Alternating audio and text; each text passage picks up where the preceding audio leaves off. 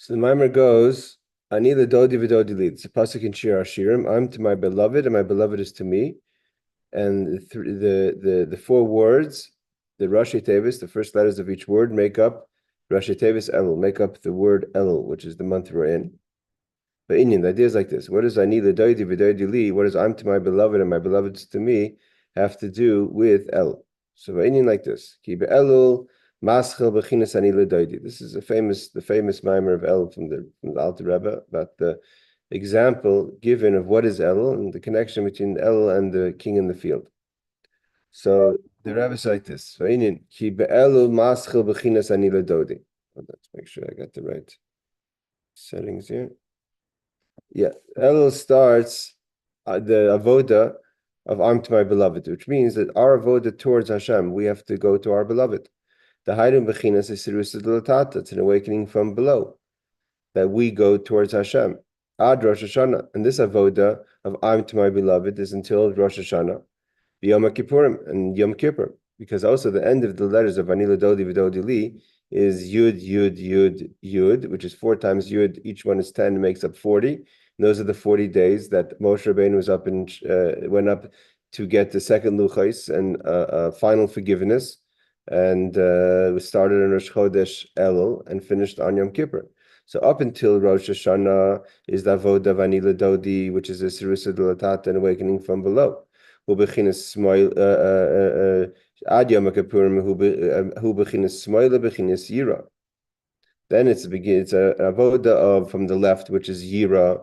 Fisha azuzman his galas machusis Baruch Hashem reveals himself. Sorry, I skipped that one. This back a paragraph. Elul starts the avodah divine to my beloved. Hainu bechinas Yisrus Latata, an awakening from below. Ad Rosh Hashanah till Rosh Hashanah Yom Kippurim. Shem bechinas hamshachas alukusa yisparach lamata bechinas isgalus. That on Rosh Hashanah is the revelation from above down. Of Hashem is revealing Himself down in this world, like it says, "Shmoy l'tachas l'reishi." Is referring to the days of Rosh Hashanah and Yom Kippur, which is the left hand is under, supports my head. And V'yimini techapkeni is talking about sukkahs, where God hugs us like a sukkah. We're in an embrace by a Kadosh Baruch Hu.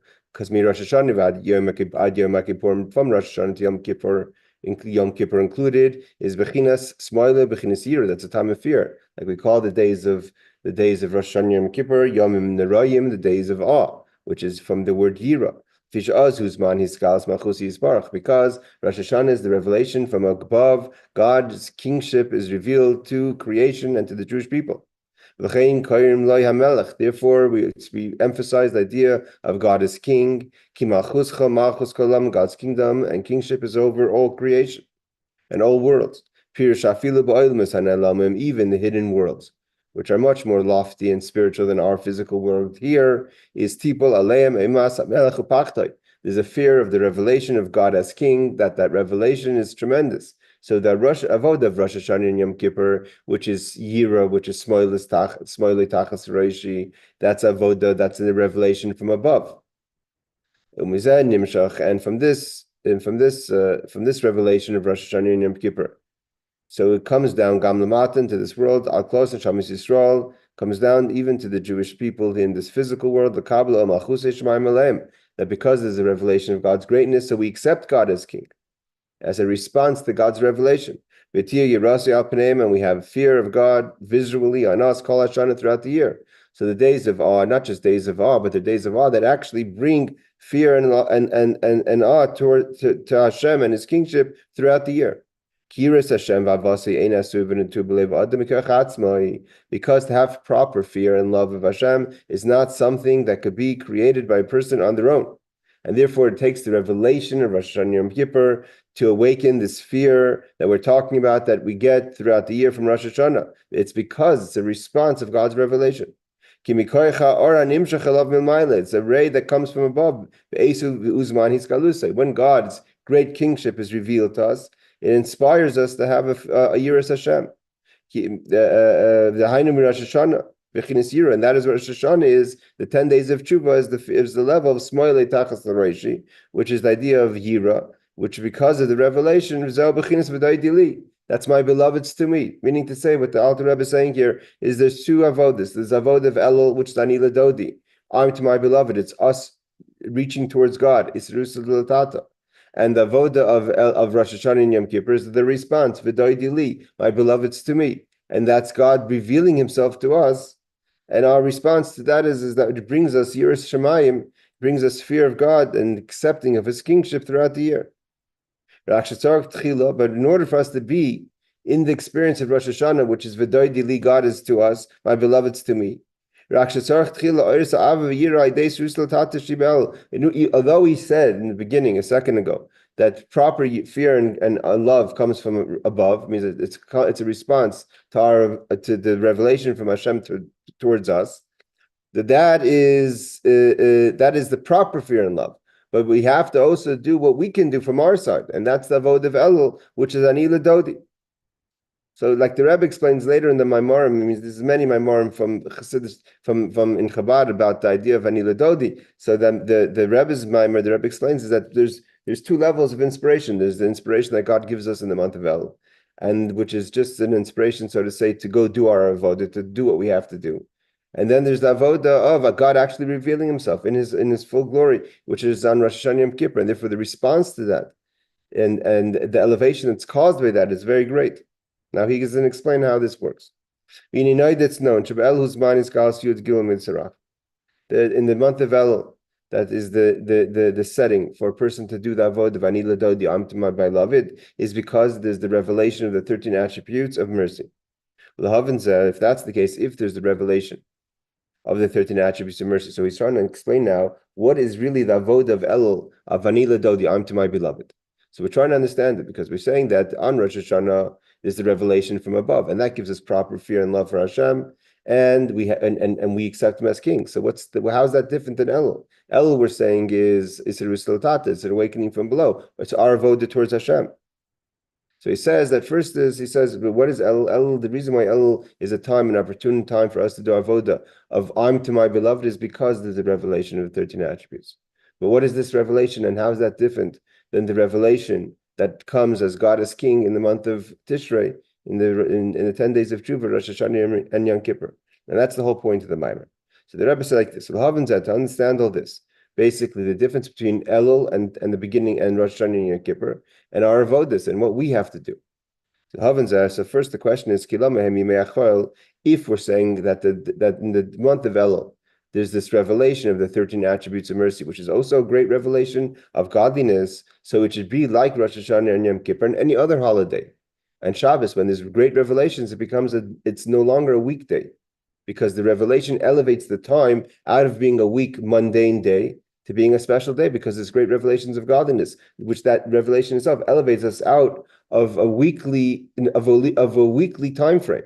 So therefore, the question is, if there's the revelation of 13 attributes of mercy, which is this great revelation from Hashem, why is Elul a month of week? I mean, a regular month is a regular 6 days of the week, and there's Shabbos. Why isn't it a whole month of holiday? Why is the month of Elul, if there's this revelation of 13 attributes? Reb Shimon, we're just in the beginning of the Mammar Anila Dodi Aleph, which was on page 3. So we'll have in Zet understand this. I'm just reading it out of a different publication. So we'll have in the last paragraph on the right hand side. So we'll have in why is Elul weekdays and they're not holidays? Shabbos v'Yom like Shabbos Yom Tov, which has revelations. He's Galas Elikus with this godly revelation.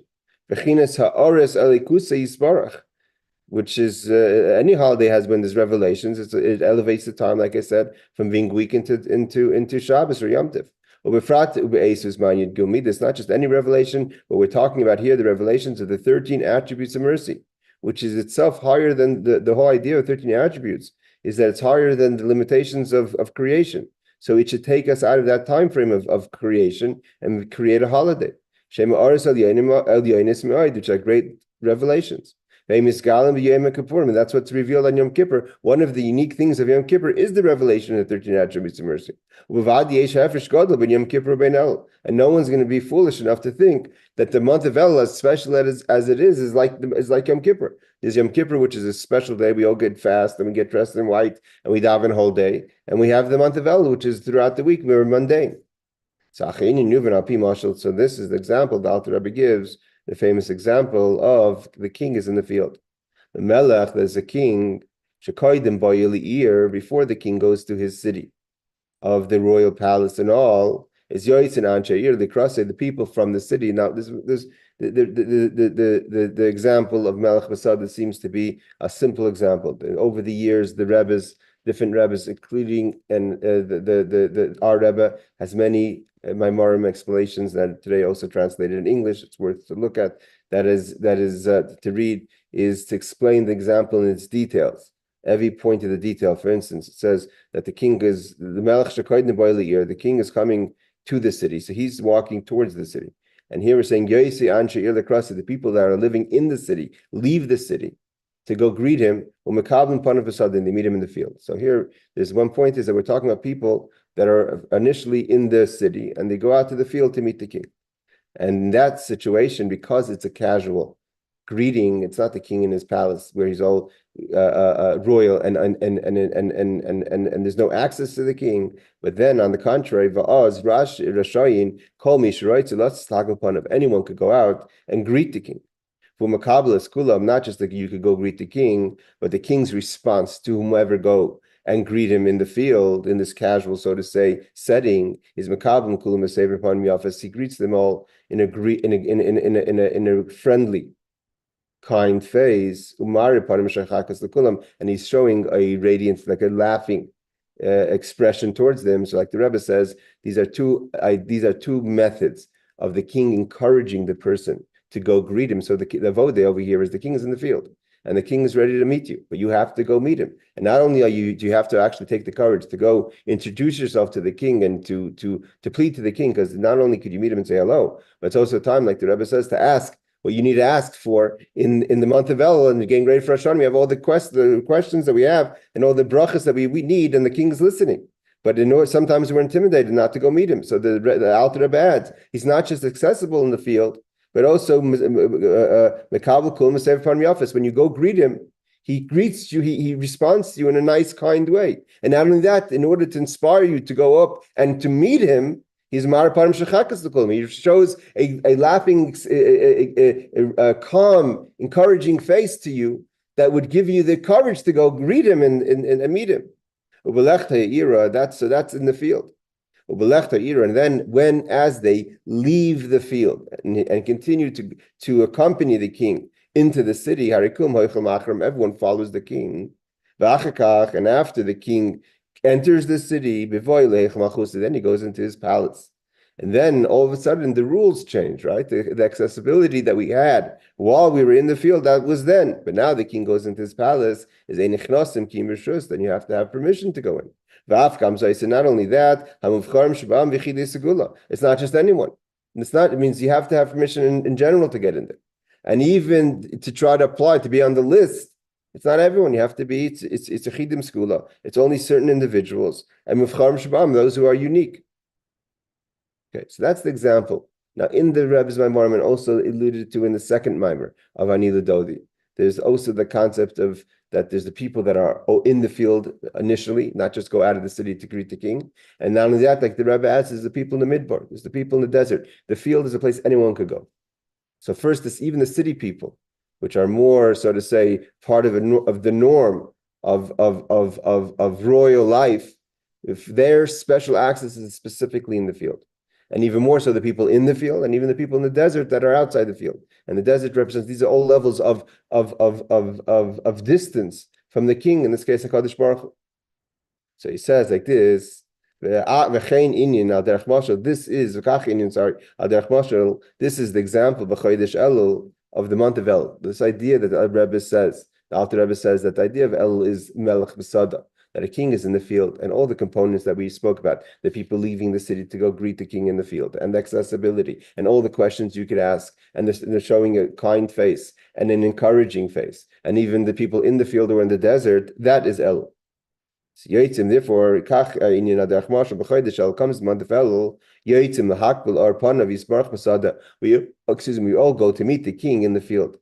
Like it says, the verse says, Yor Hashem Panav Elecha, when we're talking about the priestly blessing, like God shows us Yor, Hashem panav elecha. God shows his face, his panav, his actual face, not from the back and not from the side, towards us. Then what does that mean to say Yar Hashem panav elecha? Is the 13 attributes. Inyan ha'aras yud gubin midas. That is the 13 attributes. Panim. What does it mean to add this 13 attributes? That we're face to face with Hashem. God's ready to have a conversation with us. The Hainu Shiyar Gilui Pnimis Yirtzainai. That God reveals His inner want. Yisbarach Limkarn Shamis Yisrael. Sometimes you don't know what God thinks of me. It comes in month of Elul. What does it mean? The 13 attributes of mercy. The 13 attributes of mercy means that Hashem is showing what He really desires, and that is the Jewish people. Nishmas Yisrael, the souls of the Jewish people. But there has to be response. It's because what we really want in life is Hashem. The dafka by belev v'nefesh, to cleave to Him with our heart and our soul. We aimka deliba from the depth of our heart until the level of Mesiras Nefesh, ready to give our nefesh, our life, whether it's physically, but even more so, to give our life, our ratzon, our wants towards Hashem. And this level of God's showing His desire towards us, and that what really motivates God amongst everything, not just one of the things that God cares for, but the whole reason of creation is the Jewish people, is in the first word of the 13 attributes, Hashem Kel. Kel is the name of kindness. Shureshis Kol Yud Gilmidus. That's the first of 13 attributes. It's the source of the 13 attributes from the Kel, which is Chesed, is where 13 attributes comes from. And it includes within it all the details of the 13 attributes. Of Kel Hashem, and He lights towards us. The actual infinite light of Hashem is towards us. Like it says, that God is a consuming fire. Peter, what's that mean? Just for example, you have the sparks and the ray that comes out of the fire.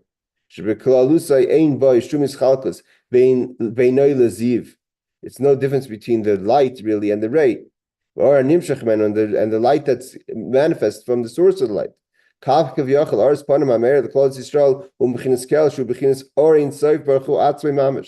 too, the attribute of Kel, which is Chesed, is just like the light that manifests from the source of the light is an extension of the light. So too, God's desire towards the Jewish people is an extension of His essence.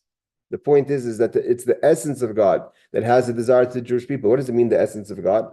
That the whole purpose of creations is because of the relationship we essentially have with Hashem. And therefore, that is the Vod Devel. The Vod Devel is that God is revealing that to us.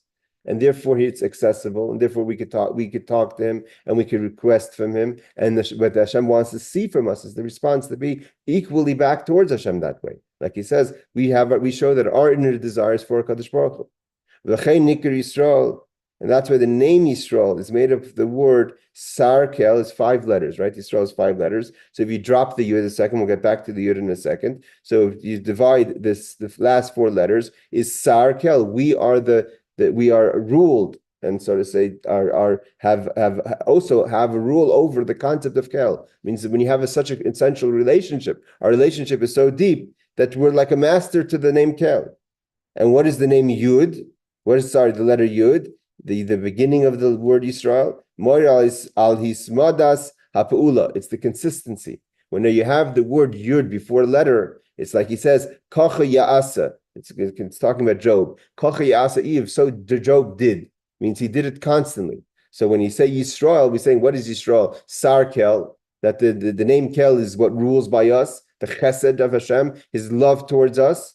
And there's a Yud before to say that's a constant part of our relationship. It's not just once in a while. So together, Yud is the consistency. That's Sar Kel. That Kel, the name of Chesed, is what's love, is what's towards the Jewish people. And he says the Hainu Sheish B'chol Nefesh Misrael. Every single Jewish person has, because we're called Yisrael. Everyone's called Yisrael. Nitzis Elikus Mamash, literally a spark of godliness.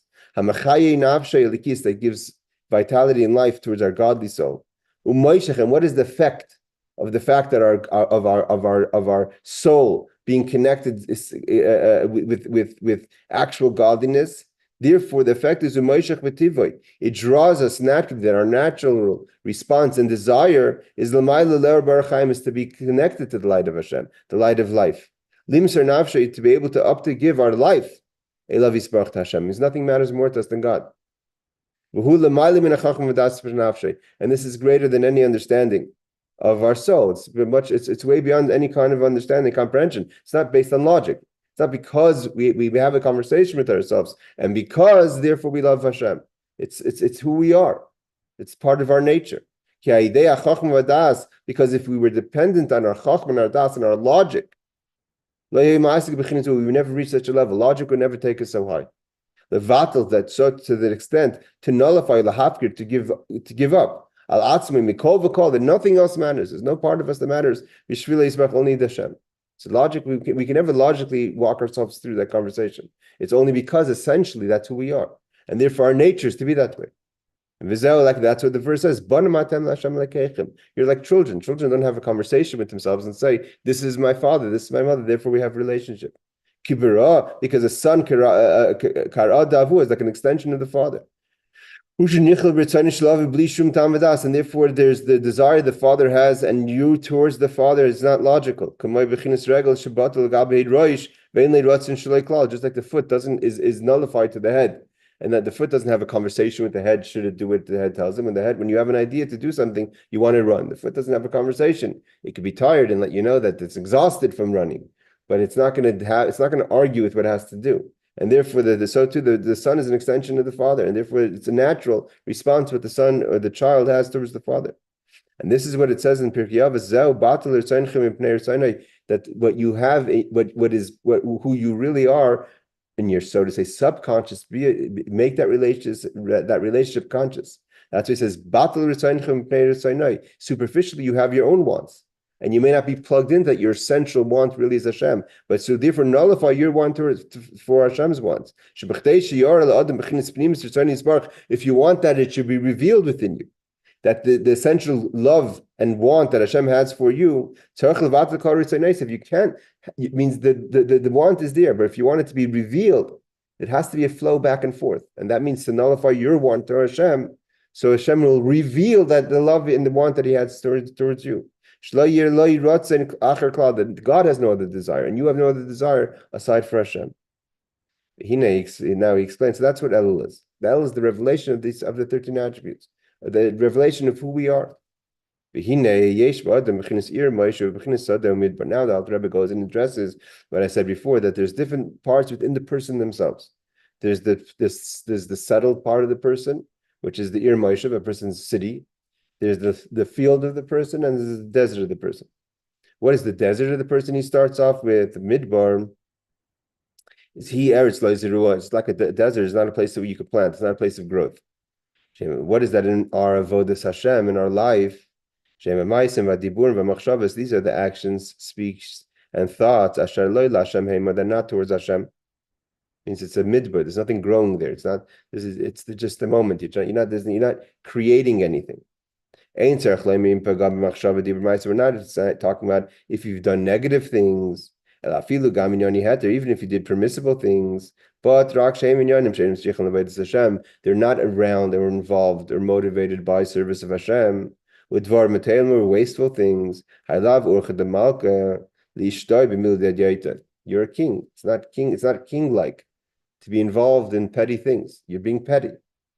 That's why it says this is a place that man hasn't rested. That what was on the image of the chair, the image of God is like an image of man.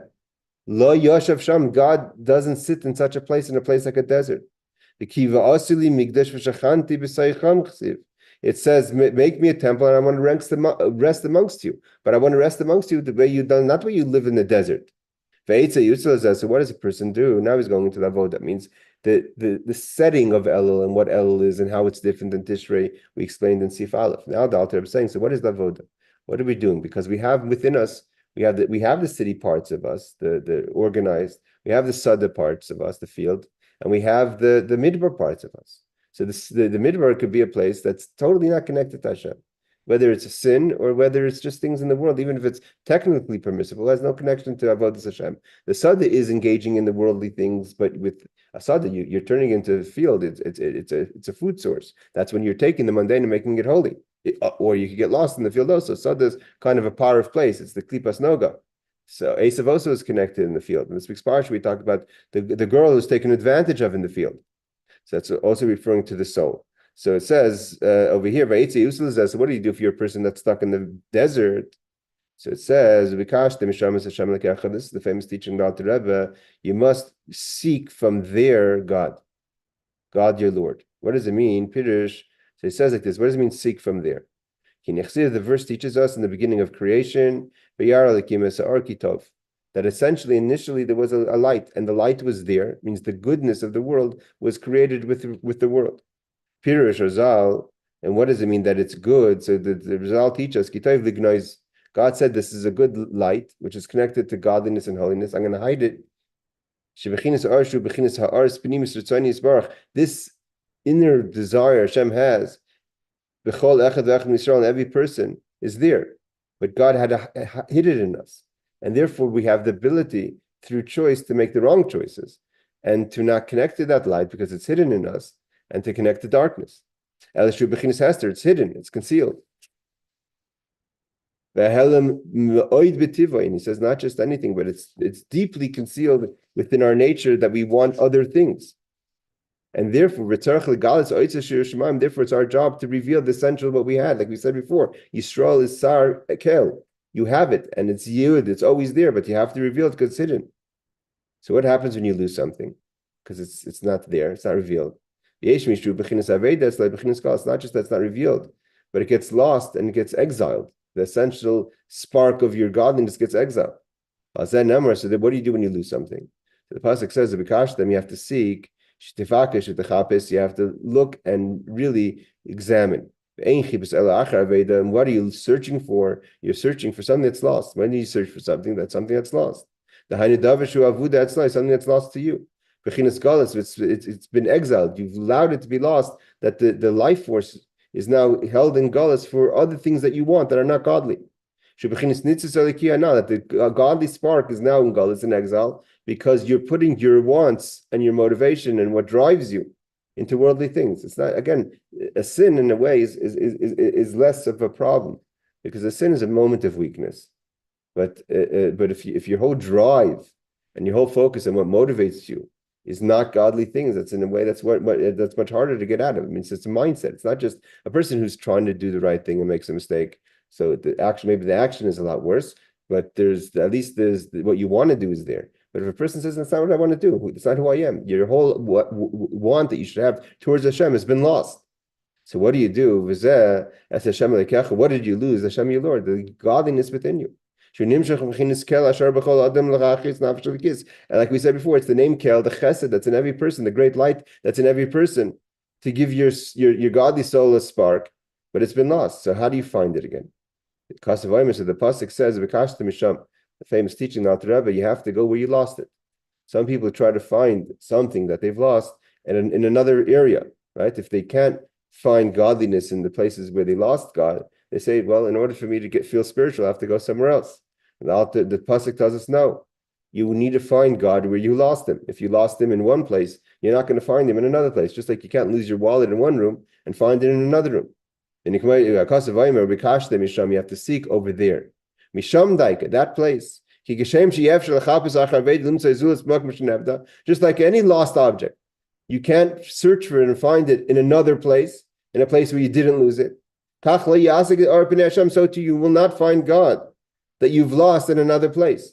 And that you should try to find love someplace else. The love that you lost God is not there, and therefore I'm going to go some other place to find God. You have to go deal with the issues that you had initially. Deal with the places and the struggles that you had, because there's where you lost God, so there's where you have to find him again. You could expand what you've lost, what's been lost. But then actually to find Hashem, you have to go back to the place where you started from. We have to seek the way, go back on your path. Examine your actions. Of your speech and your thoughts. The places the things in the places you've been, the things that have happened to you that have not been positive, you have to re-examine those things that journey that you've taken. That's what it means you must seek over there. Kiloshin zeh. There's two things. He says there's two ideas that Rebbe is saying over here. There's sham, as in the place where you lost Hashem, and there's also sham as the concept of there. There that's not here. Something that's sham and there's zeh. So there's a second level of sham. There's the first, you have to find God where you lost him. And then there's also the idea that there's sham. Sham is someplace else, not a place that's not godly. Kiloshin zeh, when you say this, it's some place that you could point to. This is the situation. Like you say, this is my God. And the only thing you can say this really is to Hashem. The God fills the whole world, and that's true. That's the true this. But the places of darkness and impurity, that's sham. That's over there. That's not here. That's not this.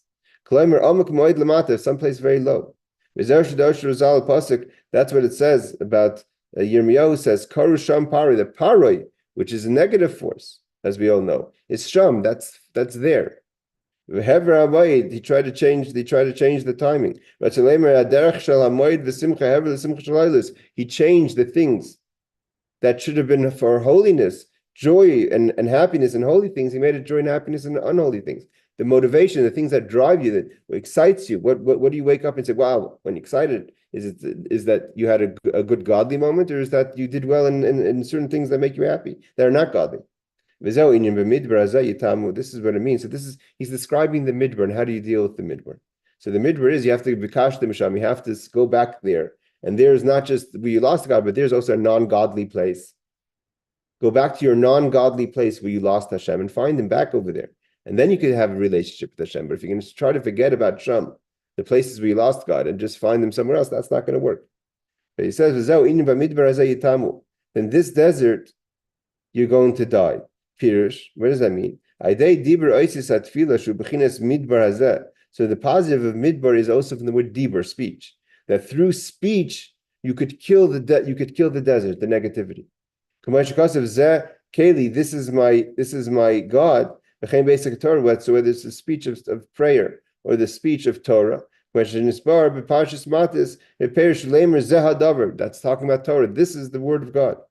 And how do you deal with it? Through speech of tefillah, of prayer, and speech of Torah, is yitamu, you put to death. Not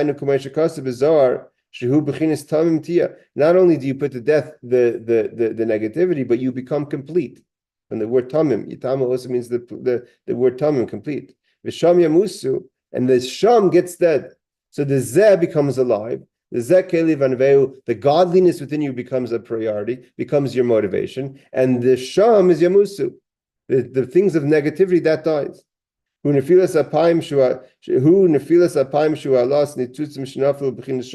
that is the idea that you go and you grab the sparks that fell into Sham through Elecha Hashem Nafshi Esa, through becoming close to Hashem. You took us out of there. Again, Sham, you took us out of the negativity, the dark place, the place then we were talking about is, of course, Paro, but it's applicable to all the Shams of our life. God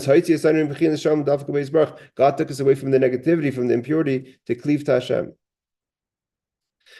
So he's saying that's all, even a person who is just, the problem was motivation. The problem is what drives you. The problem is if you're godly conscious, if you're godly driven.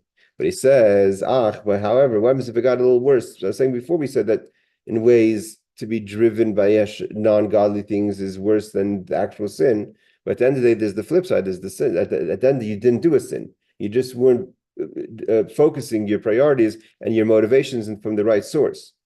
But what happens if you actually did do sin? But if you did do something damaging, whether it's in thought, speech, or action, it's not enough to be taken out of there or to deal with there, but you have to seek from there, deal with your issues, the things that were not really good, that should create a merirus, a bitterness, that is a drive of Yashav al Hashem, that you want to return to God because you're bitter from your distance, and therefore God will have compassion on you. What it means is that it's not talking about that you say, I'm sorry, but you need to get deeper than that. That God, you should arouse great compassion on your spark, on your soul, that got so deep lost in the galus and the exile of your own personal exile. And that's why the verse says that chesed, we said, is the spark of godliness in every person. But if the chesed gets trapped, and not just trapped in focus, but trapped in negative actions, so therefore we say the pasuk Yaakov, which is the attribute of compassion, Asher Padas Avram, that redeems Avram. Chesed gets redeemed. This chesed spark gets redeemed by God's compassion for us. Midis Yaakov, midis Rachmanis. Yaakov is the attribute of compassion. That redeems the love we have for Hashem. God has a compassion in us, and He redeems the love that's been now towards other things. The love didn't change. It's just what we put our love towards.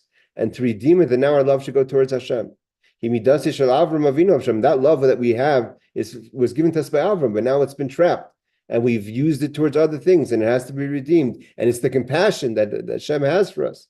The name that's revealed in the name Yaakov, that gives us the ability to redeem the name of the name Kel, the attribute of Chesed from Avram. And therefore, it's our father, meaning we get from Avram the like a father gives to his child, we get the attribute of Chesed, which is the spark of godliness we have. And therefore, we should that once it gets redeemed, it reveals the relationship of son to the father, and therefore the effect is that we should be bottled towards Hashem. We should now nullify and only want that our rotzain, our desire is only towards Hashem. But the problem is that sometimes we know it's wrong, but we're still not feeling sorry for ourselves. I don't mean feeling sorry in a negative way. I'm talking about feeling sorry in a compassionate way. We're trying to have a actual feeling of Rahmanas in our spark. We can't awaken it. We're not feeling bitter at all. You're trying. You're applying yourself. How your soul fell into this exile. So, but you still can't awaken a response to that knowledge. It's the knowledge is a disconnect to how you're feeling. So what do you do then? Right? No, nothing's lost. So the Alter Rebbe says, a person has to figure like this. A person has to have this feeling, apply this example to themselves. A person that's connected, that their body is connected, everything is healthy. But if there's something that there's pain in the body, let's say you even hurt your footnail, your toenail, let's say you stub your toe into the wall, into a stone. It's Margish cave. You feel the pain. Why? Because it's connected. And where do you feel the pain? It's the brain, because the nerve system is working, and therefore your mind feels the pain of the stumbling of your toe on the rock, and therefore mitzvah you have pain. That only works if your toe is connected, and therefore there was no disconnect. If you, God forbid, were to disconnect the limb, you could, if you, God forbid, disconnected a limb from a body, you could hit the limb from today till tomorrow. The body doesn't know anything about it because there's no connection. It's uprooted from its connection. So too, a person should realize, the Jewish people, we're constantly connected to Hashem. Therefore, our natural response is we should feel pain. We should feel pain when things aren't going well spiritually in our life, when our godliness is not being revealed. Anytime we do an avera, it should feel like we kicked our foot into the wall, and we're not feeling that. By doing the sin, we brought our spark down into exile. Because even if we sin, we're still Yisrael, we're still connected. So why aren't we feeling? We have a spark. It doesn't leave us, it's just exile. We didn't even lose our name. It's not like we lose our name Yisrael. It says, even if a person sins, Yisrael, you're still Yisrael. Yes, you hurt your foot, you did a damage, but you're still part of this. You're still Yisrael. You still have a nefesh elikis. You still have that spark. Even if the sar is imprisoned, The Sar, this is still a Sar is a minister, still a minister. The Miles Meheaded, it's higher than just a common person. It's still that this is a minister that's in prison. And just with a quick maneuver in Shuva, you could get back to stop doing what you're doing because you're connected, and there's still the feelings of connection, and you feel the pain of the damage that's been done by doing the sin. But if you're not feeling it, you don't even recognize that you're disconnected. So then you're like a limb that's been disconnected. And that's why you're not feeling anything. Therefore, what's a person going to realize? When a person says, 1 second, if I'm not feeling, I know what I did is wrong, but I don't feel that I've done anything wrong. I don't feel like there's a problem here. So then you realize, why don't you feel there's a problem? That means you're so disconnected. You're like a limb that's been disconnected. So how are you going to respond to that information? But that, on the contrary, when you realize that the reason you're not feeling is because you're disconnected, all of a sudden you have tremendous compassion. How did I get such a situation that I'm not only that I do a sin, but I'm disconnected? If you don't feel it, you're feeling bad that you don't feel it. You're saying, what happened to me? I've come to such a situation that I don't even feel it. Like we say in the davening, God, we ask God, you know how bad we are. You know how bad we've fallen. So you have your great compassion, have compassion on us. It's because with our simple mind, we're not recognizing the great compassion we need to have in ourselves. Because God's great compassion can go from one extreme to the next, all the way down to the situation where there's needs to have compassion because we're not feeling anything. So he says, here the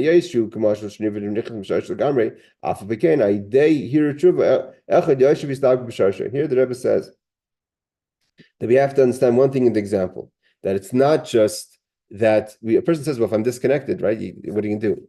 It's too late, it's disconnected. It's not like that, because we can, when it comes spiritually, we can reconnect. And even though right now there's no feeling, but if you reconnect, then you're just like you're connected and you have feeling again. So he says, through tshuva, the idea here of tshuva, and a person even has just the thoughts of tshuva, one thought of tshuva, you're able to reconnect and connect back to your root. As it is explained, for example, even in a situation where the person is so disconnected, that it's not just a small limb that's disconnected, but the whole head is disconnected from the entire body. But if there would be a method to reconnect the body to the head, that would be that's the idea of reconnecting a person through tshuva. And he brings other sources to this idea. So he says, what happens? But that if a person still doesn't feel, it means you're disconnected, the reason you're disconnected, the reason you're not feeling is because you're disconnected. So seemingly you should feel bad that I'm so disconnected I don't even feel it. It says, no, you still don't feel anything. So what do you do then? If you still can't awaken any compassion, so this is the suggestion is that you have to go amongst the roses. What does that mean, go amongst the roses, pasture amongst the roses? Just like the rose goes from red color to white color if you put it by fire. So if your sins make you like red, I could turn it into white. When a person does sin, it's like a red rose. And not just the sin, but anything that's not godly is like the red rose, which the color red is the red connected to sin. This is all the different schemes of the Yetzer Hara, of the side of the negative. So Yishapich, how do you turn the Gavan Chiver to white? Like that's why we wear white on Yom Kippur. That God whitens us like snow is through fire. There's two ways that this fire could be applied to change the redness to white. A heavenly fire, not everyone's worthy for that heavenly fire to make them white. There are things that a person could do, whether it is certain fasts. Some people are accustomed to fast in the month of El, or other kind of physical exercises that are hard on the body, that you put, it's like you're burning it through certain challenges you put yourself through, that should break the gashmi, the physicality of the person. Like when a person fasts, you lose weight, you lose fat, you lose blood. So too, when you do certain sigufim, you do certain kindness, certain experiences of challenge on yourself physically. Again, everything that has to be ran by your local rabbi, not to take on yourself any ideas, because you have to be careful today. Nevertheless, we do it a little bit, something to kind of, whether, let's say, if you eat breakfast every day at 8 o'clock, if you eat 8:30, something a little bit to put yourself in an uncomfortable situation, so that you could actually, through the pain, the physical pain that you're going through, or it's called the physical discomfort that you're going through, kind of will awaken some sort of compassion and feeling towards Hashem. So that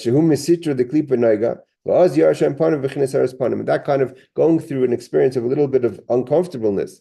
And again, back in the days, they did extreme situations. People were rolling in the snow. People were fasting. My great grandfather used to fast the whole month of Elul for in the morning. And why? This is the idea of going, based on what the Alter Rebbe is saying, you're going through experiences of challenge in order to awaken feeling, to remember you're spiritually alive.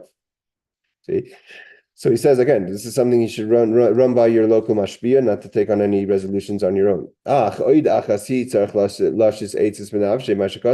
thing a person has to remember, the Rebbe says, that it says in the verse in Shir Hashirim, b'shvakim uvar choyvos avaksha esha v'navshi acha masasi esha v'navshi achazti v'layarpenu acha vesiv al-beis im v'al cheder herois. It's talking about, they say like this, b'shvakim uvar choyvos, that he went to all the alleyways and the streets, and I seeked the one who I loved, the love of my soul, until I found the love of my soul, and I grabbed them, I grasped them, and I wouldn't let go, and I brought them to my mother's home, to my parents' bedroom. Okay, that's the Shir Hashirim. That's an emotional, that's an example of finding our soul and bringing it back home, bringing it back to a place of holiness. Sha'ava nafshi, what's it mean? Sha'ava nafshi. I once loved the love of my life. Lashon kfar. I had a love for Hashem. Ava kfar, something that I have. It's not a new love that I'm finding. Hainuki Yisrael olav machshav. The love was already there.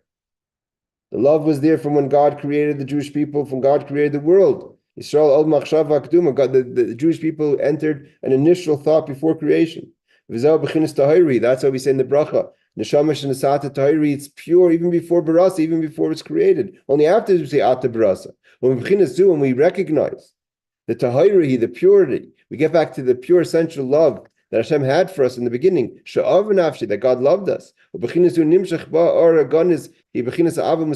in there, in Tahiri is the hidden love that a Jew has towards Hashem and Hashem towards us.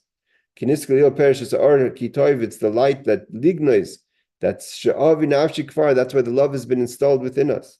What does it mean to seek my love in the valleys and the roads? It means you have to seek the love in the place where you lost it. But it's not enough just to find what you've lost, because you could lose it again. If you lost it once, there's nothing preventing from just the fact that you go back. Here, the Alter Rebbe says something interesting, that just because you go back and you find where you lost your place, you go to the road, you go to the alleyways where you lost God, you go to the dark streets where you lost God, and you find him there.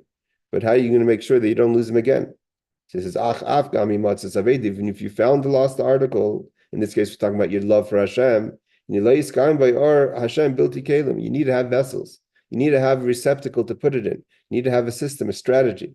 Because if you have no vessels, nothing to put it in, so that the light leaves, like anything, you have nothing to put it in as it goes away.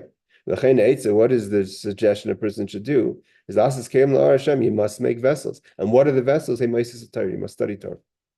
So it's not enough to say, I feel godly, I feel spiritual, I found God in the same places I lost him. I went to the alleyways where I lost Esha'av Nafshi, the one I once loved. But that's why he says it's not enough to love him. You have to grab him or grab her and bring her back to my mother's room. That you have to bring her back home to the words of Torah. And when you ground it in the words of Torah, then the love has something, has kalim, has vessels. Ki beis imi, what does it mean to bring her to my mother's home? So Torah Shebachsav, that's the written Torah. V'cheda harasi, what's my parents' bedroom? That's Torah Shebachsav, that's the oral law. God is an all-consuming fire. Just like godliness, it means you grabbed God. You found him in the street, you found him in the roads, you found him in the alleyways, but it's like a fire. What are you going to do with the fire? It needs something to hold on to. Just like a fire cannot remain without a wick, or anything else the fire has to hold on to. Therefore, it's not enough to find God. You have to grab him and bring him somewhere. And bring him through what? The Torah mitzvah, into Torah Shebachsav, Torah Sheba'al, into the written and oral Torah. Like it says in the pasuk, Haroya b'Shashanim. What does it mean also to pasture by the roses? The word Shashanim doesn't just mean roses; it also means Shashona, halachas, the one who studies the laws. In the laws of Torah is where you could ground your love for Hashem. That's why the word is a pasturing. Just like a roya, a pasture gives sustenance to the sheep, so too by studying Torah, we're giving substance to Hashem. We're giving substance to the relationship. Because by studying what God desires, which is the Torah, then we have a back and forth relationship. Our spirit grasps God, and God responds. Like God's desire towards us is revealed to us. Just like when a person eats, it keeps their body and soul together. And the body and the soul could function properly through the body when you're healthy and fed. So too, we give sustenance to Hashem by our studying Torah mitzvahs, and that's how we ground the relationship. You find the fire, you find the love, even if you find it in the valleys where you lost it, in the alleys where you lost it. But it needs to find the home. The home is Torah mitzvahs. That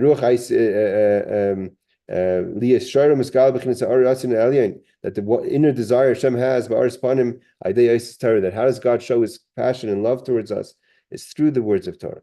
Not just the Torah, but also through action, through acts of kindness and charity. The attribute of kindness. That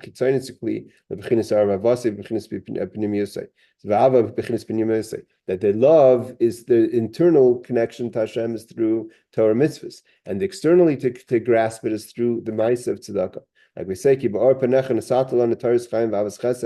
that with your great radiant face you gave us the Torah of life and the love of chesed. There's two ways to grasp God. One is through the vessels of Torah and the vessels of chesed of tzedakah. Okay, again, it's a beautiful Mammar, and the kitzur we'll learn on our own. All right, everyone, Laila Tov, and we have a lot of work. But we have to go to the field, meet the king, accept God as Melech, and go with Kashta Misham. We must go over there to meet Hashem. Laila Tov, everyone. Thanks, Rav Shimon, and thank you everyone who was